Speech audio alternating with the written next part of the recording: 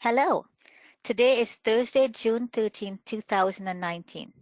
I am Neera Gopi, Director of the Division of Policy and Education at OLAW, and today it is my pleasure to welcome our speaker, Dr. Lara Helwig, to the OLAW online seminars to present the fourth R, Rehoming, Retirement, and Release.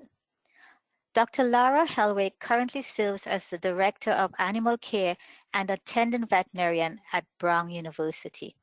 She received her veterinary degree from the Cummings School of Veterinary Medicine at Tufts University and started her career in laboratory animal medicine at Charles River Laboratories. Prior to coming to Brown, Lara served as the Associate Director of the Division of Teaching and Research Resources at Tufts Cummings School of Veterinary Medicine for over 9 years, where she was actively involved in planning and teaching in the Laboratory Animal Medicine Master's Degree Program. Lara maintains an adjunct associate professor position in the Department of Environmental and Population Health and serves as a fellow in the Center for Animals and Public Policy at Tufts. Lara is a diplomate of the American College of Laboratory Animal Medicine, and her professional interests include animal model development and refinement of animal research methods with an emphasis on analgesia and humane endpoints. It is my pleasure to welcome you to the OLAW online seminar and now to hand the microphone over to Dr. Helwig. Thank you. I'd like to start by thanking OLAW for inviting me to talk today on this very important and timely subject. This is a slightly abbreviated version of a talk of the same title that I gave at the AVMA conference last year in Denver. There's a lot of material to cover, so I'll dive right in. I'll start out today's talk with a little bit of background information on current events and provide some history, as adoption and retirement are not necessarily new ideas. From there, I'll address rehoming, also known as adoption, retirement, referring almost exclusively to non-human primates, and release, which is typically associated with field studies or other studies involving wild animals. I've included references at the end of this PowerPoint presentation, and I've also included my contact information in the event that you have additional questions. In terms of current events, many of you may be aware that several states now have mandatory adoption laws in place. There are about 10 in total. There are also about 10 states where mandatory adoption bills are currently under consideration. The map on the next slide, courtesy of the National Association for Biomedical Research, shows the states where legislation has passed in red or is pending in yellow. Some of you may be more familiar with these bills by their other name, Beagle Freedom Bills, which the Beagle Freedom Project has been instrumental in sponsoring. It is important to note that these laws and bills do vary significantly in terms of what types of facilities they apply to, which species are impacted, and who is ultimately responsible for determining whether an animal is suitable for adoption. It is well beyond the scope of this talk to focus on these bills, and I would direct anyone wanting more information on this topic to NABUR. It is important to note that there are several organizations that promote adoption or rehoming of research animals. Beagle Rescue League and Homes for Animal Heroes, whose websites are shown here, are just two examples. Another very recent development is the announcement from the AVMA that they now have an approved policy on the adoption of research cats and dogs. This document should prove to be an excellent resource for institutions looking to develop their own policies on adoption. On this slide and the next, I have paraphrased the policy, highlighting those areas where the term must appears.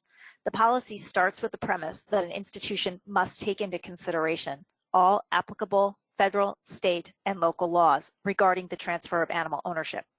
It further states that the attending veterinarian must be involved with the development and oversight of the program, and that involvement of the Institutional Animal Care and Use Committee is also encouraged. Each adoption must require approval of the attending veterinarian or designee, and this individual must have the discretion and authority to deny adoption requests. The policy also highlights the need for expert veterinary guidance and that the animal's suitability for adoption should be based on the species, health status, and behavior of that animal. On the next slide, I've taken some further points from the policy. It further states that when appropriate for the health and welfare of the animal, the institutions should vaccinate and spay or neuter animals prior to adoption. Adopters should be educated about the animal's health status and should be provided with a record of the animal's health history upon transfer. It also emphasizes that the adopter should be willing to accept legal and financial responsibility in writing for the lifelong care of the animal, including veterinary care. The last bullet point is an interesting one and touches on an issue that also comes up with respect to retirement sanctuaries. It states that for those institutions utilizing third parties, for example, shelters, they should consider whether the third party's adoption program is consistent with the institution's mission and values. I personally have not used a third party in adoptions, but would agree that an institution should thoroughly vet any organization that they plan to work with in advance.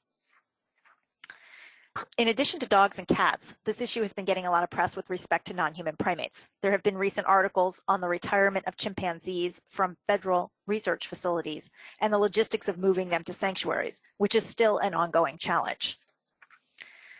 The really interesting part for me when I was putting this talk together was the history of adoption and retirement. It is noteworthy because none of these concepts are new. When I did a literature search on these topics, the earliest reference to adoption I could find was 1996. However, I was able to find another article where an individual from Johns Hopkins noted that they had records of animals being adopted from their research facility dating back to 1983. That's about 36 years ago. And I think that it's really important to recognize that this has probably been going on much longer than some people are aware. When I speak to people who have been doing this longer than I have, I have heard stories of them having times when they've adopted either mice or rats or dogs from facilities that they were at. So I think based on those anecdotes, this practice actually predates 1983 by quite a bit. In terms of retiring laboratory primates, the earliest reference I was able to find again dated to 1996. On the next slide, which shows data from the Jungle Friends Sanctuary, you can see that in the 1970s through the 1990s, primate sanctuaries were largely accepting primates that were owned as pets, involved in the exotic animal trade, or were from small zoos, circuses, or backyard exhibitors. When you look at the 2000s, that's when you start seeing increasing numbers of primates coming to the sanctuary from the laboratory animal facilities. Again, this data comes from the Jungle Friends Primate Sanctuary, and they show in red the number of animals they were getting as pets, and in blue, the number from labs. You can see in the early 2000s, pets outnumbered lab animals, and then in 2014 and 2015, you really start to see an uptick in the number of animals that they're getting from labs as opposed to pets. I suspect there are two issues behind this data. The first being that people started to realize that monkeys did not make good pets, and the second is that there was an increased interest in retiring laboratory primates following their use on research protocols. So if you want to implement adoption program or a retirement program at your facility, how do you get started? As this slide shows, it really does take a village to make the program work successfully. This slide includes a list of all the people and departments at Brown University involved, starting with our Institutional Animal Care and Use Committee, the Office of General Counsel, Communications, and Public Relations. It is critically important that you include your PR folks, even if you have no intention of doing a press release on your adoption program. Here at Brown, we do not regularly promote our work in this area, but I will discuss a little later on that sometimes things don't always go as planned, and having your public relations and communications people aware of your adoption or retirement programs can really help when things don't go as expected. The research administration is also involved, as well as animal caretakers, veterinarians, veterinary technicians, facility managers, and even environmental health and safety can be involved in helping us to get these animals out the door and to their forever homes.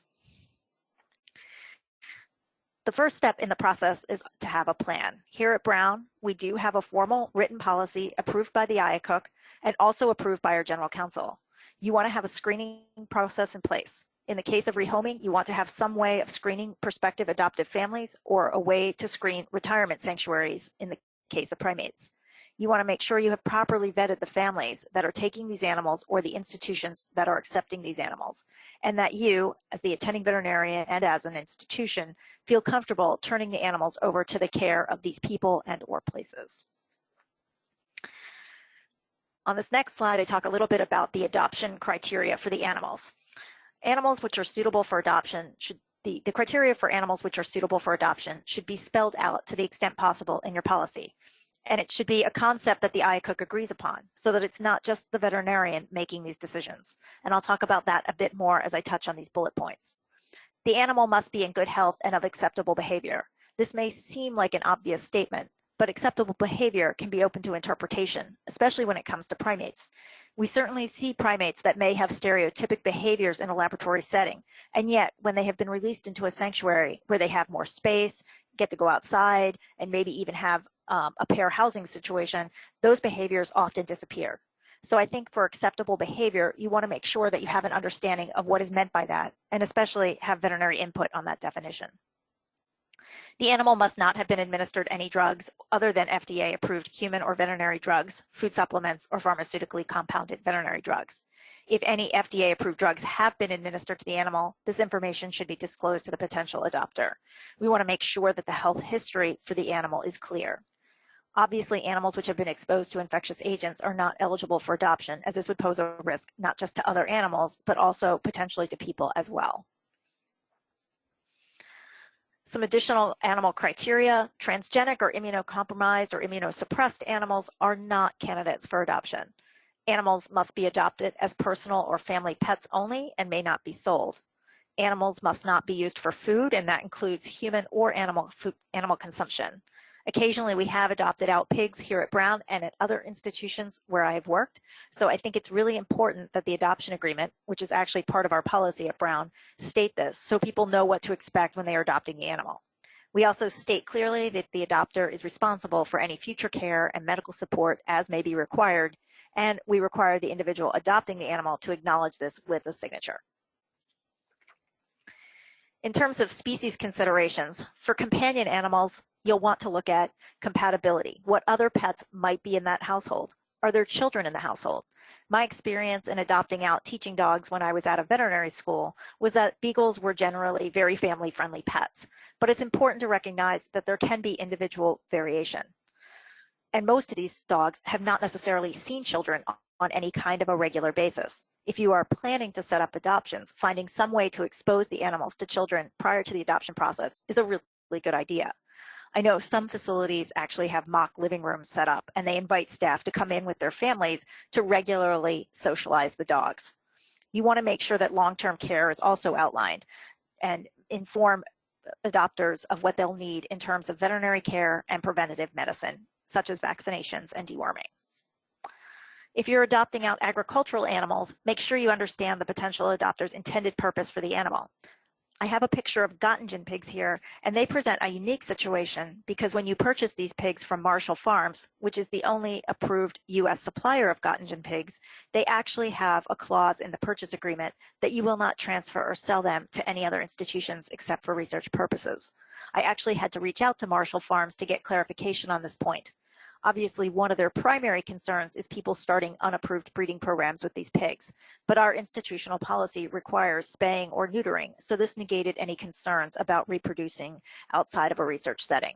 Marshall Farms was ultimately fine with that use and was quite supportive of our attempts to adopt these pigs out to a family setting. When dealing with livestock, you want to make sure that you understand local zoning ordinances. It's not uncommon for urban and suburban areas to have zoning ordinances on livestock species. So it's really important to understand that if you are going to be adopting out any agricultural animals, you want to make sure that folks are aware of what long-term maintenance is. Lots of people are familiar with pigs and how smart they are, but they may not realize that they may require sedation or anesthesia for tusk and or hoof trimming. So it's important that they understand what they are getting into and that they have a veterinary care plan. In some areas, finding a vet that is familiar with pigs may be a challenge. This next slide shows some of the species that I have adopted out over the course of my career. Of course, cats and dogs are among the most commonly adopted species, but I've adopted mice, rats, hamsters, rabbits, ferrets, pigs of all sizes, and even anoles. In this case, the anoles went home with the graduate student at the end of a non-invasive study. In terms of screening the applicants, once you've identified the animal, you'll want to make sure that you have a process in place for screening individuals that have expressed interest in adopting those animals. That process can involve gauging their interest level and experience with the species, as well as understanding what type of residence they're in. Obviously, if somebody is renting, you want to make sure that they provide the landlord's name, and you should confirm that the landlord is comfortable with the adoption. This is a phone call that I typically make myself, as I don't want to put the individual at risk or the animal at risk. You also want to make sure that if a livestock species will be housed in a barn, it is acclimated to that temperature. In New England, I would not adopt out a pig that has been at 70 plus or minus 2 degrees Fahrenheit to an unheated barn in the middle of January. That would not be acceptable for the animal. So you want to take those kinds of things into consideration. You do want to also make sure that you understand what the person is going to do with the animal during the day if they are working in the case of companion animals that might be inside a home. You also want to understand what other pets are in the house and what their plans are for veterinary care. We do actually include a survey for prospective adopters as part of our screening process. On this slide, we talk a little bit more about finding the right home for the animal and how to prepare the animal for rehoming. We do make spaying and neutering a condition for our adoptions for cats and dogs and any of the larger companion animals going out. We don't always make that a condition for rats and mice and other smaller animals unless someone is adopting animals of both genders and wants to keep them together, in which case we would absolutely spay and or neuter the animals. We want to make sure on our end that all vaccinations are appropriate and current. We ensure that deworming is appropriate and current, and we fill out any required paperwork. We are in a very small state, so it is not uncommon to have employees who work in Rhode Island but live in one of the adjoining New England states. So again, we need to make sure that we're complying with any applicable state transport regulations. We also want to make sure that individuals have a transport plan in place before they show up to pick up the animal. Again, for our pigs, they are small enough to fit into a typical dog crate or dog carrier. But again, you want to make sure that the person's not picking them up and putting the carrier in the back of an open truck. Things like that are of things that you should work through with prospective adopters before you actually have them pick the animal up. Obviously, in the case of cats, you'll want to make sure the person brings a carrier with them, and dogs, they should have a leash and collar ready to go. So sometimes failure happens, and you want to make sure that you have a plan in place in advance for when things don't go right. If you do this often enough, you will occasionally encounter situations where it just doesn't work out. It's important to know in advance how you're going to handle this. I've personally been fortunate to be in a situation where I'm able to say that we will take the animal back. I have had very few failures in the course of my career, but they have happened. In these cases, it's important to get as much information from the adopter as possible. Was it a failure on the part of the animal in terms of being housebroken? You want to be sure you set the stage correctly. It can be a challenge to housebreak an adult animal that has lived in a kennel all its life. If you inadvertently make the person think that this dog is going to be housebroken within 2 weeks, then that's not a failure on the part of the dog. That's a failure on your part to educate the prospective owner. Make sure you're being realistic when you send these animals out the door. I would also note that you shouldn't be afraid to try again, and I think that's really important. As long as you have a good handle on what went wrong, I think it's fine to make another attempt. I would exercise a great deal of caution, though, if there are issues of aggression that could pose a risk to prospective owners or to other people that might come in contact with the animal. I personally have not encountered this situation, but I would be hesitant to try again in this situation due to the risk. Again, making sure you set realistic expectations is very important. You as a veterinarian should meet with the prospective owners and make sure that they have a realistic understanding of what to expect with respect to house training, with respect to other pets and household items. This may sound funny, but I was at a veterinary school for nearly a decade and adopted out in excess of 40 beagles and occasionally a few large hounds. The feedback that we got was that large screen TVs were quite terrifying for some of these dogs. A high definition large screen TV with surround sound is not something these dogs have ever seen before, and I had no way of exposing them to this in advance. Carpeting was also quite a challenge. They'd never seen it before. At one point, I actually got large carpet remnants for them to try to become accustomed to. I personally have adopted 2 beagles, and my first beagle had no idea what a trash can was for the first several years in my household. He eventually did discover what the trash was, and his life and mine were never quite the same afterwards. So you do want to make sure that people understand that these dogs really do have limited knowledge of the real world, for lack of a better word, and so they will take some time to acclimate. This next quote comes directly from the new AVMA policy that I referenced earlier, and it states, the AVMA supports the adoption of healthy post-study research and teaching animals into long-term private homes as companion animals through the use of adoption programs developed and managed by research institutions. On the next slide, I have a quote from the American College of Laboratory Animal Medicine's position statement on the adoption of research animals, which starts with this line. The American College of Laboratory Animal Medicine fully supports the concept of adoption of healthy post-study research animals into long-term caring private homes or farms that can provide appropriate and humane living conditions for these animals as pets. On the next slide, I cover what is currently available from a regulatory perspective regarding adoption. And this was taken directly from the Office of Laboratory Animal Welfare's Frequently Asked Questions website. This is FAQ F11, and it states, the 9 CFR record-keeping regulations and official policies offer institutions the option of developing and implementing an adoption policy. OLAW is supportive of the concept of adoption, but reminds institutions that NIH grant funds may not be used to support the cost of the program. The PHS will not assume legal or financial responsibility for any adoption program or any results of adoption. The institution should ensure that its policy meets pertinent state and local regulations for transfer of animal ownership and is encouraged to coordinate with local animal shelters. And I thought I would close out this section with a picture of my 2 beagles. Unfortunately, Mr. Sniffs passed this last January at the ripe old age of 15, but I do think he enjoyed his 10 years as a couch potato at my house, and he was an excellent companion to my children during that time. Aries has joined our household about 1.5 years ago, and she is carrying on Mr. Sniff's legacy of exploring the trash every chance that she gets. And it's been a really positive experience for me having these dogs and being able to sort of share their story when I have them out on the soccer field or when we're walking around town. It can be a really great, they can be really great ambassadors for research and teaching. So switching gears a little bit, I'm going to talk now about retirement. This is not how we send out our primates, but the process might in fact be easier if they could transport themselves in a private plane, but I suspect the FAA might have some concerns with this approach. Looking at Brown's retirement data, this slide shows some of our data, and we looked at from 2005 to 2011, we retired about 8 non-human primates from 2 researcher labs, and at the time, our colony size was around 26 rhesus macaques. We didn't have specific sanctuary data available for all of those, but the general trend was retirement to PI-preferred sanctuaries, and PI is principal investigator. More recently, from 2015 to 2017, we looked and had 12 non-human primates that have been retired across researcher labs, and the average colony size was closer to 38 rhesus macaques. We currently have 2 additional non-human primates that are scheduled to retire this fall, and I've just learned of another 2 that may be retiring in the winter.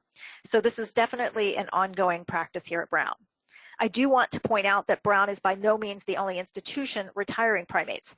Johns Hopkins is currently building their own retirement sanctuary, which I had the opportunity to tour at last year's Association of Primate Veterinarians meeting.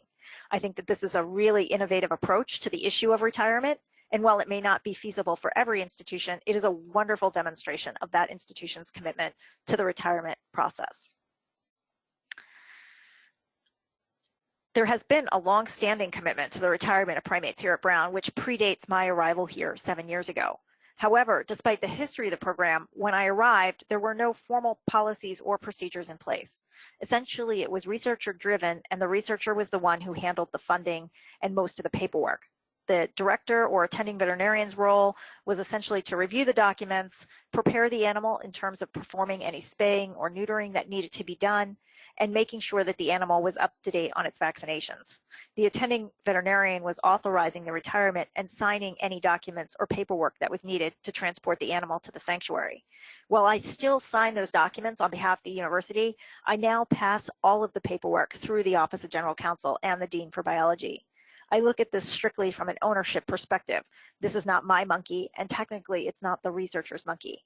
This is an animal that has been purchased with university and or federal research funds in most cases. One of the things that I thought was really interesting when I got here was that I needed 2 or 3 layers of signatures to give away or sell surplus equipment, such as old filing cabinets that we were no longer using. But no one else was signing these retirement documents until I brought them to the attention of the Office of General Counsel. I feel like this is an extra layer of protection for the university so that it's not an individual sending primates on their way to a new home. I wanted to make sure that it was clear to everyone in the research administration that this was happening. And so again, this is why I send things through the Office of General Counsel and the Dean, so that it's not simply Laura Hellwig, attending veterinarian, sending an animal off site, but that the university is in agreement with this and comfortable with the practice. Again, we didn't originally have a policy on that, but we now do have a policy that has been approved and reviewed and approved by our IACUC. And I'll talk a little bit about transportation a little later in the presentation. This next slide just contains a quote from one of our researchers here at Brown, which just states that we have confirmed our commitment to make retirement and placement at sanctuaries a viable option for non-human primates at Brown University. Just as with the adoption process, that does require input from all the stakeholders. Again, the laboratory and research team works closely with the veterinarian and animal care, the Office of General Counsel, the IACUC, and the sanctuary. And the process does take quite a bit of time. This next slide sort of shows you how the process works. And you can see that a lot of this actually happens in parallel. Multiple things are happening at the same time, but it still does take about 6 months to coordinate. So it is important to realize that and to allow time in order to make these retirements happen. One of the biggest questions that I get is, what does it cost? And that can depend pretty significantly on how many animals are involved and where you're sending them to. But I'll start with, on this slide, I list out all of the costs that I'm familiar with. Typically, we have to get shipping crates made, which typically cost around $250. Transport can be anywhere from $250 to $1,000 if you're just using ground transportation to get to an airport and then spending more money on air transport. Or if you're sending an animal by ground transport halfway across the country, that can run you up to $10,000 or more. So that's a pretty hefty fee right there. Most sanctuaries typically do expect a donation to help provide for the lifetime care of the animal, and that typically can run anywhere between $8,000 to $10,000 per primate. And that can vary significantly from sanctuary to sanctuary. In some cases, the sanctuary may also request funding to build an enclosure if they don't have one available for the primate you are sending.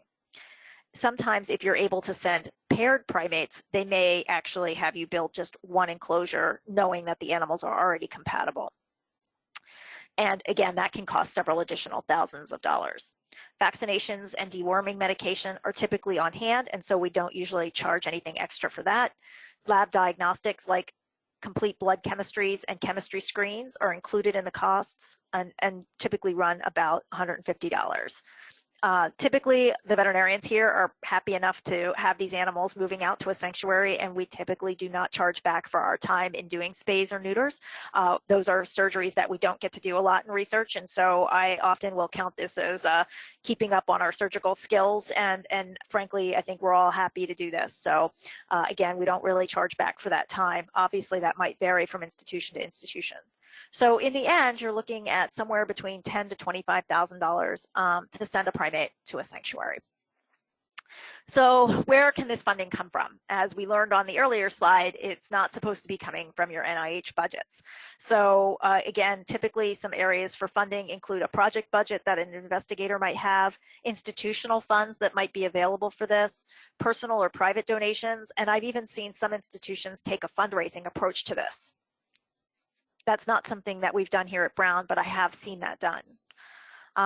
Once you're deciding that you're heading in this direction, you want to make sure that you're talking to the sanctuary, and you need to make sure that they have availability for the primate that you're planning to send.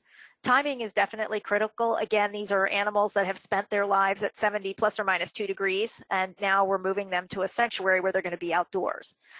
Most of the sanctuaries are located in warmer climates, and that typically means we send them either in the spring so that they can get acclimated to being outdoors before the hot summer weather comes, or in the fall so that they can acclimate before cooler winter weather comes. This really means that we have only two times out of the year that we can send these animals out. And of course, if you're using air transportation, you can't fly them if the weather is below 45 or above 85. And because New England is known for its fabulous weather, I've actually run into both of these scenarios at both times of the year. So it can take a lot of logistics in terms of making sure you hit the weather patterns correctly and get these animals out at the right time of year.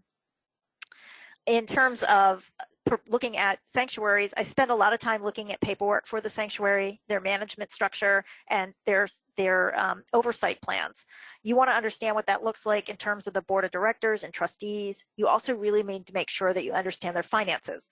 You don't want to send an animal that may have 10 or 15 years of life left to a facility that may not have 10 or 15 years of financial stability. You want to understand how they allocate their resources and how they are staffing their facility. I also like to look at their disaster and emergency planning documents. I want to understand how they're going to care for that animal once it arrives at their facility, how they will acclimate the animal, what their enrichment plans look like, and how often they're monitoring these animals, and of course, what their veterinary care plans entail.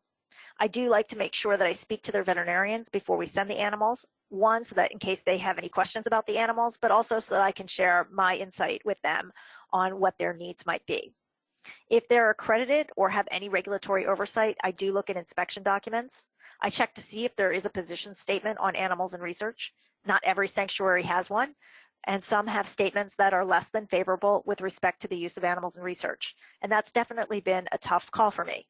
I don't particularly like the idea of sending animals to a place that is overtly anti-research, but I also do recognize that these sanctuaries are dependent on donations to run and operate, and thus they may be in a position where they need to write their statements in a way that allows them to maximize donations. I also look for references, especially from veterinarians that have sent animals to the facility. I have not personally visited these sanctuaries, but several researchers on staff here at Brown have had the opportunity to visit the sanctuaries that we have used. I have relied on their firsthand accounts, and I've also contacted veterinarians that have visited these places and asked for their opinions.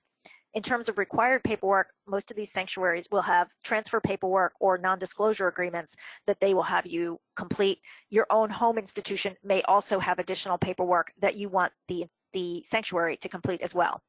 And when a visit is not always possible, I always think it's worth doing if you can make that happen.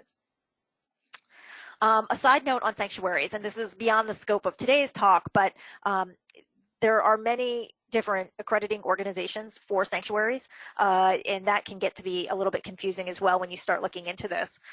The other thing is I originally was under the assumption that most sanctuaries would be USDA licensed, when in fact most are not. If they are not exhibiting the animals, they do not need to have a USDA exhibitor license. And so I have found that most tend not to have these licenses. Thus, there is no USDA inspection paperwork to look at. Most are, however, 501c3 nonprofits, and that makes that means that they are required to file 990 forms with the IRS. This is where you're going to get most of their financial data on the sanctuaries. There is also a term pseudo-sanctuary out there, and this comes from the Seelig and Truitt paper that I've listed in the reference section. These can closely resemble legitimate sanctuaries, but one of the tip-offs is that they don't require you to spay, neuter, or sterilize your animals before sending them. To me, this is kind of a major tip-off. I've not personally encountered this. Most of the sanctuaries that I've dealt with are pretty clear about what they want in terms of sterilizing the animals before they're sent, but need to be aware of that. And then the other tip-off can be that the pseudo-sanctuaries are often for-profit entities.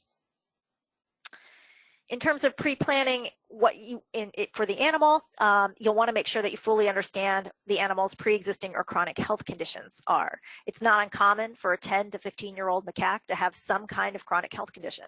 I think it's very important to weigh this against the level of care and monitoring that the sanctuary is able to provide and the level of risk to the animal if the animal's not being monitored as closely as it would be in a lab animal setting. You also want to take into account psychological well-being. How is this animal going to handle being transferred out of the facility that it has known for what may be its entire life? This is a very important thing to consider. As discussed before, you'll need to plan to remove any implants the animal has. And again, you'll need to castrate, vasectomize, or spay the animals or provide some sort of birth control option. As I mentioned, I've only ever dealt with male macaques, so we've always typically been doing castrations or vasectomies. Different sanctuaries feel differently about which one they want you to perform, but obviously if there's a medical indication for one versus the other, we would certainly follow that instead. In addition, you'll want to make sure that the animal is up to date on all its vaccinations, including tetanus, rabies, and measles. And I usually want to make sure that I've also done another round of deworming since I know that these animals are going to an outdoor setting. Typically, we usually run an additional complete blood chemistry and chemistry just to make sure that they're doing fine. We also will run a urinalysis if it's warranted. And we also perform serology to confirm that the animal is herpes B negative, and typically most sanctuaries are going to want to see that serology as well. And then lastly, we do a TB test. Typically, this is required within 10 days of the shipment date, so that's one of the very last things that we do to prepare the animal. As the next slide indicates, there is a lot of paperwork involved. Again, typically the sanctuaries are requesting health records that include the history and blood work, and I do try to make sure that we prepare as much of that in advance so we can send it along and see if they have any questions. We do also make sure that we send that with the animal during transit. There's also the transfer agreement, the non-disclosure agreement that get completed and signed, and again, this I run past our Office of General Counsel. And then, of course, there's the typical USDA 7020 form for when you're transporting USDA covered species. And so you'll want to make sure that you have all of that paperwork in order and know what you need to do before the big day. On the next slide, I talk a little bit about transport requirements and shipping crates. If you are flying, you want to make sure that you check the crate dimensions with the airline, and I'll talk a little bit about that in a minute. As of today, I'm actually only aware of one airline in the United States that is willing to take animals from a research facility to a sanctuary, and that is American Airlines. And the only reason they take our animals on a flight is because they are going to a sanctuary and not to another research facility. And if you are going, as I mentioned, you're going to definitely want to make sure you check the crate dimensions with the airline in advance. We had a situation one time where we were flying animals from Boston to Oklahoma with a connection in Dallas. And while the crate fit on the plane from Boston to Dallas, a smaller plane was used from Dallas to Oklahoma City, and that smaller aircraft could not accept the crate. We were very fortunate in that situation that the sanctuary was able to drive to Dallas and pick up the crate. But you want to make sure that you check that in advance. And I've found that it can take up to 3 weeks to have a crate manufactured. So again, sort of as soon as you get a sense that you might be sending an animal, it's not a bad idea to start that process of contacting a crate manufacturer and getting things made in advance. And then last note on the crate is that you want to make sure that it meets the USDA regulations. And of course, if you're flying the animal, it needs to meet the International Air Transport Association requirements as well. And as you can see, there's two very different types of options here for transport, ground versus air. We've had situations where we've been unable to fly the animal, so we've had to make arrangements for ground transportation. Obviously, that's less than ideal because it takes a lot more time and presents a major stress on the animal. I always try to reconcile that with the idea that this animal is going to a sanctuary where he will be able to live out his days and feel sunshine on his back. But make no mistake, if you've traveled recently, you know it's stressful. And of course, you know what to expect with travel, but these monkeys have no idea what's coming when they're loaded onto an airplane. As you can also see, there's a huge cost difference between ground and air transportation. And of course, the other tricky piece with air transport is that these animals are booked as cargo, and the airline will only confirm that you're good to go about 5 days prior to the estimated departure. So you can think that everything is set and then get bumped at the last minute and have to reschedule. And of course, there's also the weather to consider as well. But the bottom line is this is pretty much how things work, and you can see there's a substantial, it's much less expensive to do air transport, and of course much less duration of time, which is much less stressful for the animals. So I typically try to fly them whenever I have the opportunity to do so. So once they get to the sanctuary, we usually like to get a phone call. Typically, we get that phone call from the sanctuary as soon as the animals arrived at the airport. And we love to get pictures of the animals. Typically, we like to see some pictures right away or soon after. And, you know, this is for us the first time we're seeing these animals outside, which is really wonderful. These are pictures of actual animals that we've sent, and it's wonderful to see them outside with the sunshine on their face and space to move around. They often will get set up in pairs, and they'll often, that typically happens after they've gone through a 30-day quarantine. And then once paired, we often get to see them with their new roommate, and that's really what makes it all worth it in the end. On this next slide, I have a picture of Dawkins with the title that sometimes things don't go as planned. And some of you may actually remember this news story. Dawkins was going to a sanctuary last year in May, and he managed to break out of his crate at the San Antonio airport en route to his retirement sanctuary. I will definitely give a big shout out to the folks at the San Antonio Zoo who have been trained to respond to loose animals at the San Antonio airport. They were able to quickly recapture him and get him back in the crate. I did have everyone send me some pictures of the crate so that we could understand what had failed. In this particular case, nails and not screws were used in some critical areas on the crate. So that was an important lesson in the need to not only make sure you order your crate in plenty of time, but also to thoroughly inspect it when it arrives and see if you need to make any reinforcements to it. This story did get quite a bit of press coverage, and it does illustrate why you want to make sure your communications office knows what is going on. The initial reports were that a monkey from Brown was loose in San Antonio, and we were not yet notified of this by the sanctuary because they were busy helping the team from the San Antonio Zoo with the recapture. It's very important to know that the folks who might get that first phone call from the press know what is going on in your facility. I am pleased to say that the story has a very happy ending. Dawkins is doing quite well, and the sanctuary recently posted an updated picture of him grooming his new friend, Flo, and that picture is shown on the right. This next slide just shows pictures of actual animals from Brown that have moved on to sanctuary settings, and just really wonderful to see these pictures, and again, makes all the paperwork worth it in the end. And then on the next slide, I have a quote from Jackie Rivera Clowder, who is the founder of the Retirement Sanctuary for Laboratory Animals, which says, "We bring our message of research advocacy and animal welfare full circle by showing compassion for those without a voice and offering them a continuing life of dignity after research." I thought that was a nice way to end this section on retirement and move into our section on release.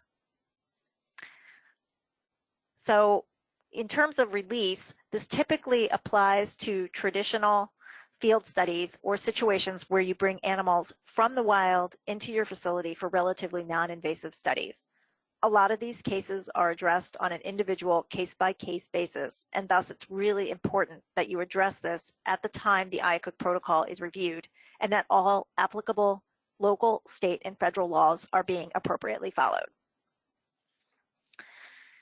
So when can you actually do this? You want to think about the impact of any tissue collections performed, the need for anesthesia and how the animal is likely to do if it is released and not fully recovered, or how you will make sure the animal is fully recovered before you release it. Consider if there is a need for any identification to prevent recapture of the same animals. And you want to make sure that you're not impacting this animal's ability to survive or compete in its natural environment. There'd be nothing more tragic than releasing an animal into the wild only to realize that because you manipulated this animal, it's no longer suitable to live in that environment. You may also want to consider implications for other animals in the environment. If the animal has been dosed with an anesthetic and it is a prey species, if a predator captured it, how would it be impacted? These are all considerations that have to be taken into account. In situations where the animal has been living in captivity for a period of time, you want to be sure that the animal is still capable of living on its own in the wild. Has the animal become habituated to people? Will this adversely impact its ability to survive in the wild? Some additional considerations are the impacts on the habitat, ecosystem, and environment. Fish are a great example for this. For example, will this fish be caught downstream by a person who might ingest it? What are the ramifications for human health as well as environmental health? Is there any potential to introduce disease from these animals being manipulated? And what, again, is the impact on other species and the greater ecosystem? In terms of regulatory implications, you want to make sure that you're working with the Fish and Wildlife Service and recognize that there may be additional requirements when working with endangered or protected species. You'll want to work with the Food and Drug Administration if there's any possibility of human consumption, with the Environmental Protection Agency if there are any concerns regarding impacts on the larger ecosystem, and the State Department of Environmental Management, as well as the state veterinarian in terms of adhering to any applicable state or local ordinances. There can be a large number of agencies involved here, and this is not necessarily an easy task, so you want to make sure that you fully understand all the implications as you consider your options for releasing wild animals. There are several excellent references on field studies, and most include guidelines for the release of animals following their use on studies. I've included these in the reference slide at the end of this presentation. I would emphasize that for those institutions that are ALAC accredited, you should access these documents from the ALAC website, as they provide additional notes in many of the reference documents, which you should be aware of if your institution regularly conducts field studies. I thought I would end this section with a quote from the guidelines for the use of wild birds in research, which is published by the Ornithological Council. Upon completion of studies, researchers should release field-trapped animals whenever this is practical and allowed under national, state, or local laws and under permit conditions. And on this next slide, one of the things I wanted to talk about a little bit was what's the impact of adoption, retirement, and release programs for the staff. And so in putting this together, I solicited feedback from not just the staff that works for me in the animal care facility, but also from researcher staff. And on the next slide, I have two quotes that were provided. One person said that for our lab, having the ability to retire them is very important. We become very attached to them. To see them sunning themselves and living the rest of their lives out is very comforting. I do think it helps to mitigate compassion fatigue. I do not think I would be as comfortable doing what we do if the end result was euthanasia as the norm for non-human primates. Also, being able to see them and get updates is a really great feeling. And another individual said that being at a facility that adopts and or retires research animals impacts me very much. I feel proud to work for an establishment that does not look at these amazing animals as tools that once used are no longer important. These animals are unwillingly giving up most of their lives to help advance science and deserve our extreme thanks and respect for that.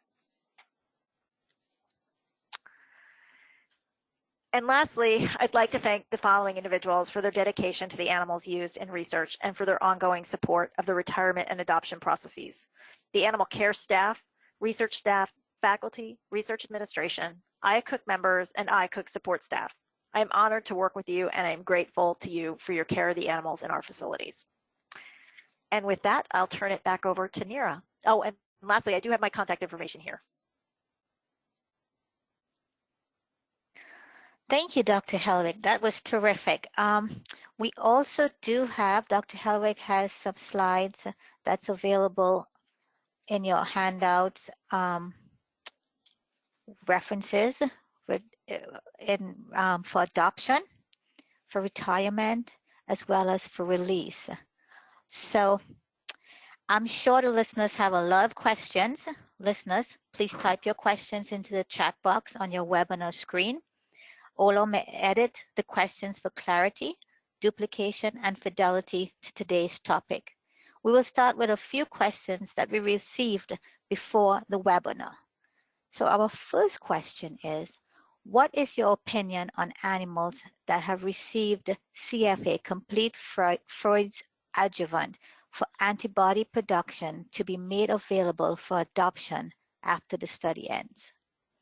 So I actually looked into this a little bit, and I personally think, I mean, typically when we think about complete Freud's adjuvant, if we think about adverse outcomes for the animal, it's usually localized reactions at the injection site, and typically those resolve over time. In terms of concerns from a public health perspective, I personally don't think there are any here. From the animal's perspective, I would only be worried about making sure that that's documented in the event that this animal went on to have a significant reaction to, say, a vaccination. I definitely think that would be something that you'd want to make sure prospective adopters were aware of. But to me, I don't think that an animal having received complete Freud's adjuvant in and of itself would be a reason not to adopt the animal. Again, there might be significant individual variation there. Thank you, Dr. Helwig. So the second question is, it's a multi-part question, so we'll break it up into pieces. Have you ever rehomed goats? I have not rehomed goats, but I am familiar with other institutions that have rehomed sheep in the past. And can the air tag be removed to ensure the animal's origin is not traceable? So I think here they're talking probably about the scabies tag. I would personally not be particularly comfortable with removing that, as that does kind of show the to my mind, that would show where the animal originated from in terms of the original vendor, not necessarily the research institution from which it's coming. So I would think that you would probably want to keep that in, but that's probably a question for someone from the USDA or your local USDA inspector. Would you require goats being spayed before adoption? And if this is not possible, would this prevent you from rehoming them? If not goats, but a similar species. Right. So goats are certainly bigger. They're certainly not a species that we regularly spay. And so I can understand the concern with that process. Typically, we do say that we require spaying and neutering, but again, that's our individual policy. And we did recently adopt out the pigs, and we did make it a point to spay and neuter those. However, in that situation, we had someone on staff who wanted to be able to house them together and didn't want to end up with piglets. So we made that decision that these animals had to be spayed or neutered. I could picture a situation with goats where if you know for a fact that you're adopting them to a person who's only ever going to have those goats and they're only going to ever have all female goats, I could see where that could be a reasonable thing to say we're going to let them go without being spayed. Because I don't think there's any, unlike in dogs, there's not necessarily any strong reason to do it from a health perspective. Okay, so I have a question for you. Okay. You've walked through it. You said it takes a village to do, your adoption or your retirement.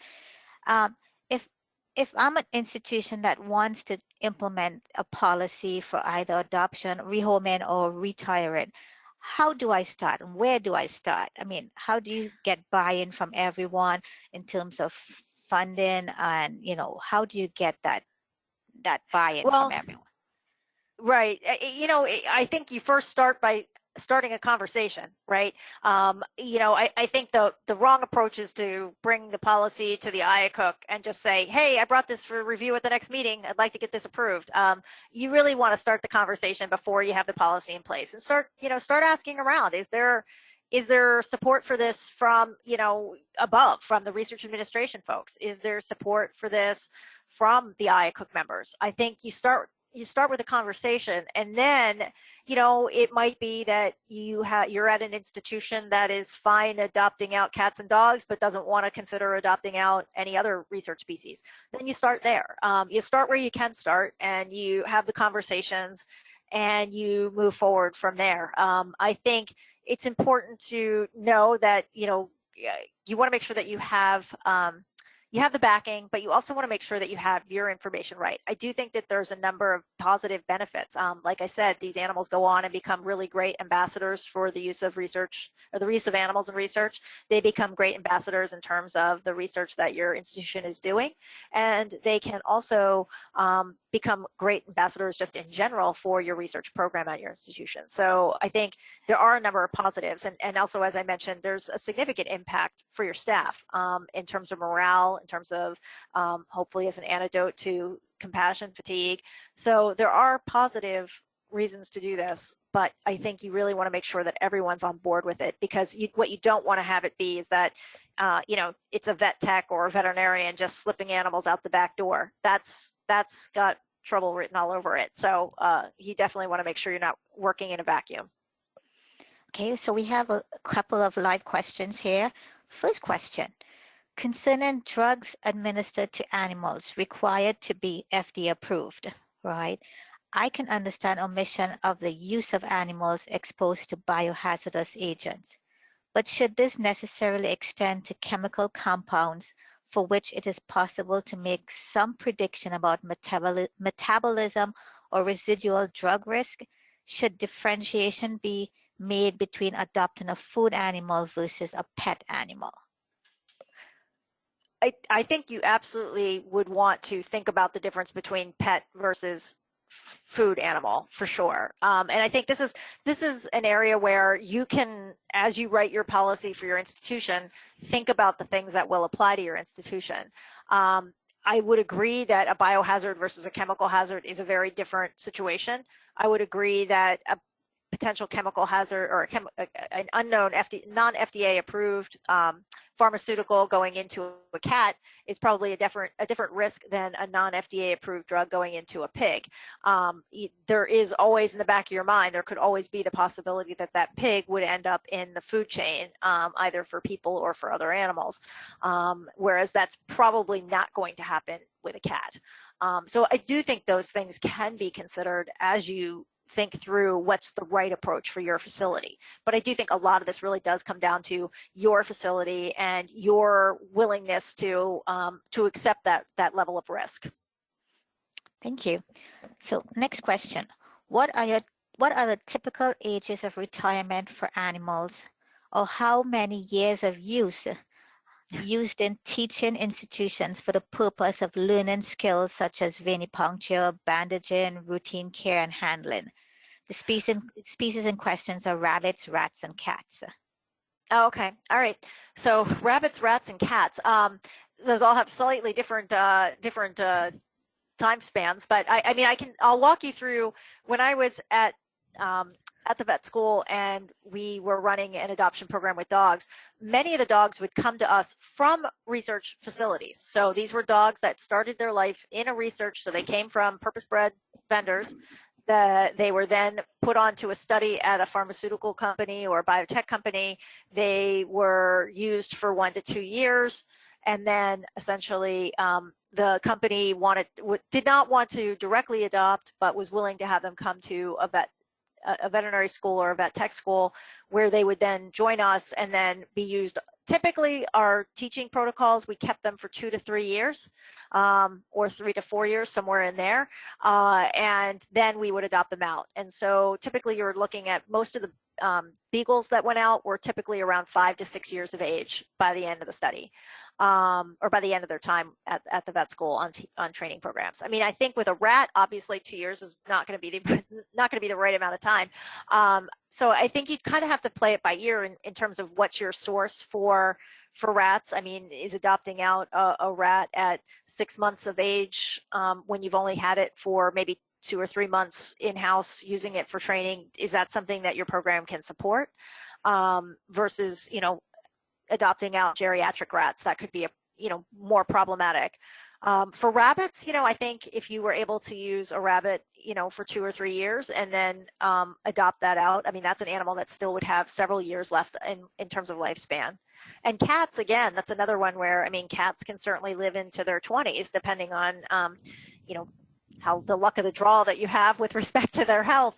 But I think you'd want to think about what do you need this animal for in your program, and balance that out with when do you want this animal, what is your goal for this animal in terms of being able to get it out? Because it's certainly probably going to be harder to adopt out a 15-year-old cat than it is going to be to adopt out a 5-year-old cat.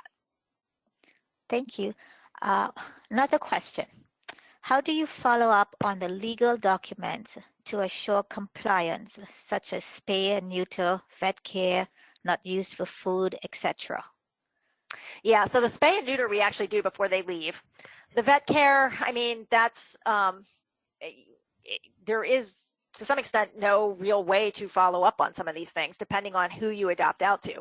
I will say typically when I'm doing adoption, I'm adopting to either a direct employee or student of the organization that I'm at, or what I call the one away rule, which is essentially I have an employee, their sister, brother, mother, friend is interested in an animal. I think that when you start to get further outside that outside of that circle, it gets a little trickier in terms of feeling confident that those individuals will follow up with what's in the animal's best interest. Some of this we also get at with our questionnaire that we ask people to fill out. It gets into these questions of who is your veterinarian. If they don't list anybody, it's like, well, who's going to be your veterinarian? Most of the time when I'm adopting animals out, these people do already have somebody that they've used for their own animals and have some experience. And so I have often, called their veterinarian and just checked to see, like, is this somebody who does regularly bring in their animal? Obviously, they can't disclose a lot of information, but they can typically get you some sense for whether or not the person's conscientious about taking care of their animals. Thank you. Now we've reached the end of our webinar, but Laura, if I could keep you back for about 5 more minutes to answer a Sure. couple more questions, that'd be greatly appreciated. And participants, for those of you who can stay longer, thank you so much for listening in and participating on this webinar. For those who can stay longer, we have about 4 more questions, and hopefully it should only take about 5 more minutes of your time. So please stay in touch. Please keep in online if you can. Have you ever had issues with being in competition with the local animal shelter as to finding eligible adopters which could have adopted from the shelter? Oh, that's a good question. And if I've found myself in competition with them, I guess I'm not aware of it. That's an interesting question because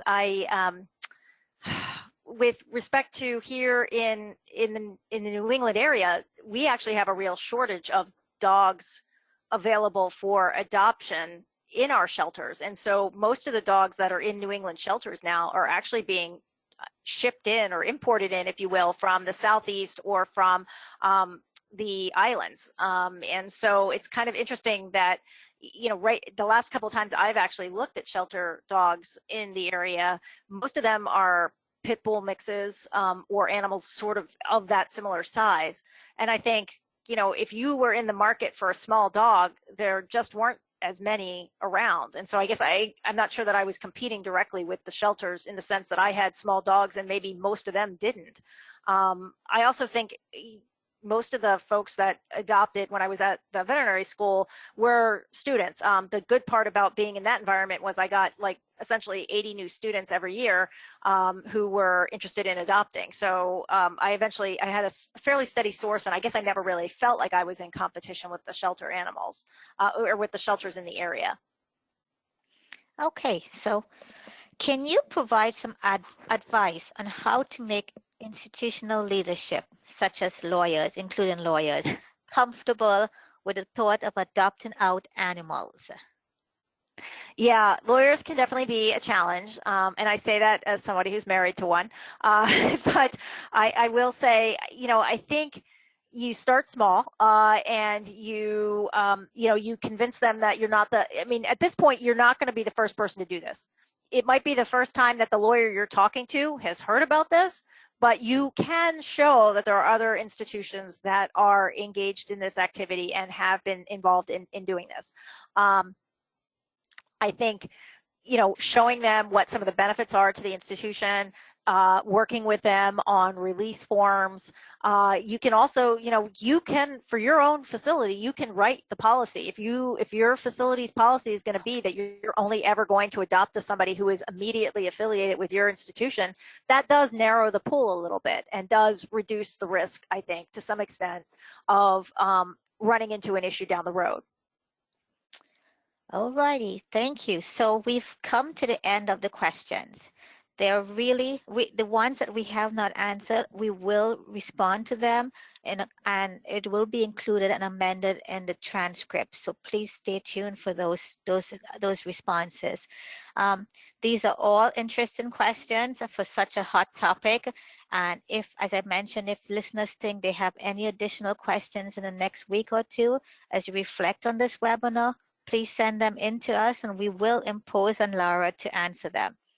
And then we will amend them to the end of the transcript, which we will be posting on the OLAW website in a couple of weeks. So now I would like to thank you, Laura. You have been incredibly generous with your time. I'd like to thank Brown University for loaning you to us. And I want to thank all of you listeners for participating in our webinar, with special thanks to those who sent in questions. Thank you. The next OLAW online seminar is scheduled on September 26, 2019. I wish everyone a fun summer and look forward to having all of you join us for our next webinar in the fall of 2019. Goodbye.